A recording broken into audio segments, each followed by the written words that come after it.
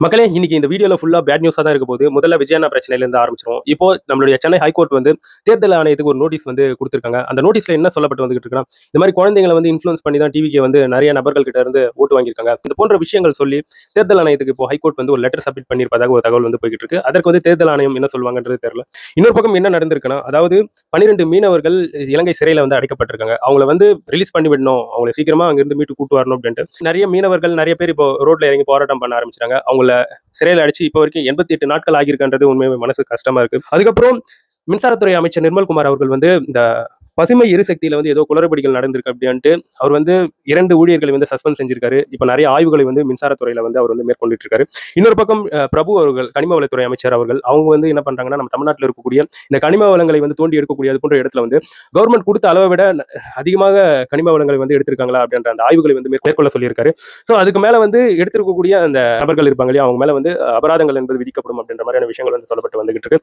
So இது போன்ற ஆய்வுகள் ஒரு பக்கம் போய்கிட்டு இருக்கு. இன்னொரு பக்கம் வந்து நம்ம தமிழ்நாட்டில் ஆங்காங்கே நிறைய இடத்துல வந்து மின்வெட்டு என்பது ஏற்பட்டு வந்துகிட்டு இருக்கு. இந்த பவர் கட் என்பது நடந்துகிட்டு இருக்கு. அதற்கேற்ப நிறைய மக்கள் வந்து ரோட்ல இறங்கி போராட்டத்தை வந்து பண்ணிக்கிட்டு இருக்காங்க. ஸோ இது சம்பந்தப்பட்டு அமைச்சர் நிர்மல்குமார் அவர்கள் வந்து என்ன சொல்றாங்கன்னா, இந்த சீரமைப்பு பணிகள் என்பது போய்கிட்டு இருக்கு. அதனால தான் இவ்வாறான மின்வெட்டுகள் என்பது போய்கிட்டு இருக்கு. இப்போ கோடைக்காலம் வந்து போயிட்டு இருக்கு. இந்த சமயத்துல வந்து மின்சாரத்துடைய விலை உயர்வு அது போன்ற விஷயங்கள்லாம் எதுவும் மேற்கொள்ளப்படாது அப்படின்ற விஷயங்கள் வந்து பேசப்பட்டு வந்துகிட்டு இருக்கு. பட் மின்வெட்டு அப்படின்றது வந்து இப்போ ஒரு பெரிய பிரச்சனையாக நம்ம தமிழ்நாட்டில் வந்து எழுந்திருக்கு.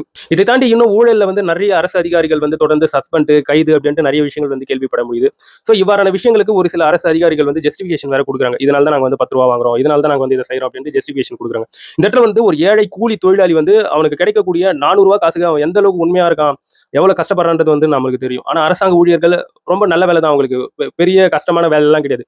ஆனா அந்த இடத்துல வந்து இந்த பிரச்சனை இருக்கு அந்த பிரச்சனை இருக்கு அப்படின்ட்டு இது ஒரு ஜஸ்டிஃபிகேஷன் வேற. இதெல்லாம் என்னன்ட்டு எனக்கு சொல்றதுன்றது எனக்கு வந்து தெரியலங்க. இதை தாண்டி 4ஆம் வகுப்பு படிக்கக்கூடிய ஒரு 10 வயசு குழந்தை வந்து கோவையில் இருக்கக்கூடிய சூலூர் அப்படிங்கிற ஒரு கிராமத்துக்கு அருகே அப்பா அம்மா கூட வாழ்ந்துட்டு இருக்கக்கூடிய ஒரு குழந்தை வந்து சடலமாக மீட்கப்பட்டிருக்கிறார். அந்த குழந்தை உடம்புல இருக்கக்கூடிய காயங்கள்லாம் பார்க்கும்போது அந்த குழந்தை வந்து பாலியல் பலாத்காரம் செய்யப்பட்டிருக்கலாம் அப்படிங்கிற ஒரு கோணத்தில் விசாரணை என்பது போயிட்டு இருக்கு. இதுல வந்து கார்த்திக், மோகன்ராஜ் அப்படின்ட்டு 2 நபர்கள் வந்து ஈடுபட்டிருக்காங்க. ஸோ அந்த குழந்தை வந்து இப்போ சடலமாக மீட்கப்பட்டிருக்கு. அந்த குழந்தைக்கு வந்து பாலியல் துன்புறுத்தல்கள் நடந்திருக்கலாம் அப்படிங்கிற அந்த நியூஸ் உண்மையாக மனசுக்கு வருத்தம் அளிக்குது. ஸோ இப்போ வந்து அது ரொம்ப கண்டனங்களையும் எதிர்ப்புகளையும் போராட்டங்களையும் வந்து ஏற்படுத்தி விட்டுருக்கு.